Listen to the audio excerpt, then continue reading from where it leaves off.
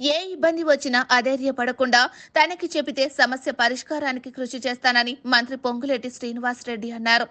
తిరులాయపాలెం మండలంలో పర్యటించిన ఆయన ప్రజల సమస్యలను తెలుసుకున్నారు. ఖమ్మం జిల్లా తిరుమలాయపాలెం మండలంలోని పలు గ్రామాల్లో రెవెన్యూ శాఖ మంత్రి పొంగులేటి శ్రీనివాసరెడ్డి విస్తృతంగా పర్యటించారు.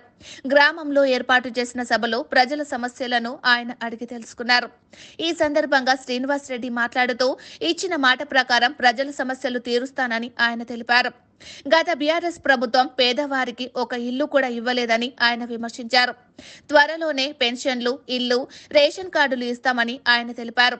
ప్రభుత్వం ఎన్ని కోట్లైనా ఖర్చు పెట్టి త్రాగునీటికి ఇబ్బంది లేకుండా చూస్తుందని ఆయన పేర్కొన్నారు. వచ్చే వానాకాలం సాగుకు పాలేరు రిజర్వాయర్లో నీరు లేకపోయినా సాగునీటికి ఇబ్బంది లేకుండా చేస్తామని తెలిపారు. పాలేరు ప్రజలు పడ్డ కష్టానికి ప్రతిఫలం ఇస్తానని ఆయన చెప్పారు. పొంగులేటి శ్రీనివాసరెడ్డి రెవెన్యూ శాఖ మంత్రి.